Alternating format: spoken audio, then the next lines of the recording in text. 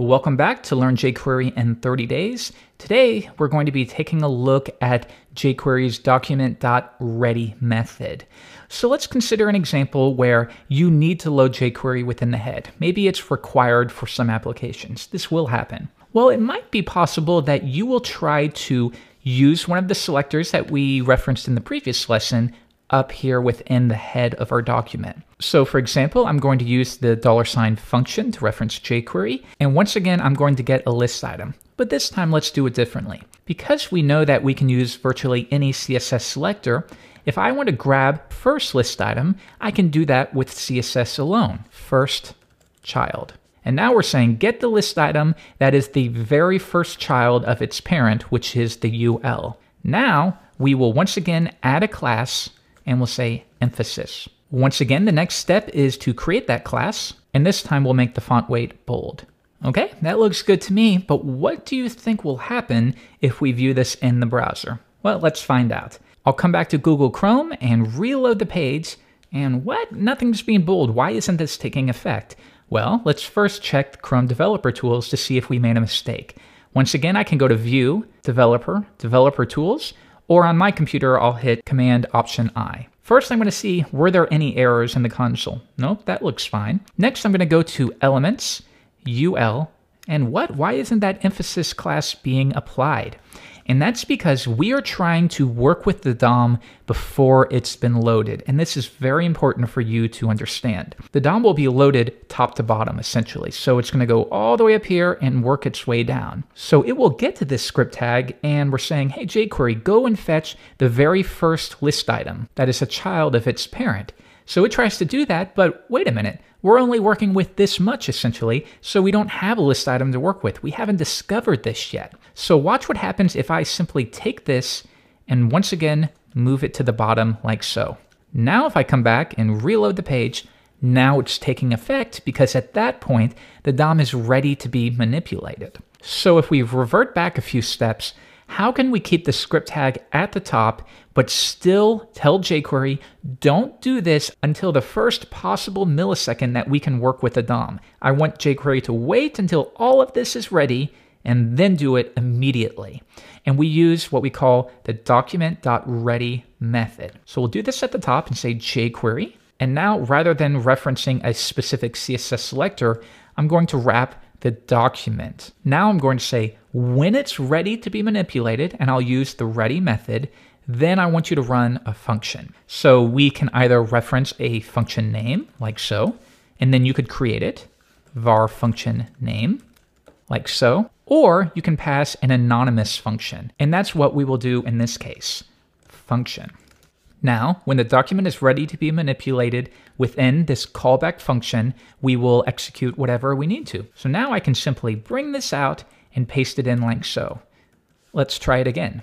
Reload. And now it's still working because it's wrapped within the ready method. So essentially, the way it works at a very low level is every 9 or 10 milliseconds, jQuery will determine whether the DOM is ready to be worked with. And we can use something called document.ready state to figure out the current state of the DOM. Now, it will run that over and over as quickly as possible. And most of the time, it will return loading. But as soon as it returns complete, we know, okay, we're ready to go. Execute this function because we know that at that point, all of this is ready to be worked with and manipulated. Now, jQuery also offers a shorthand.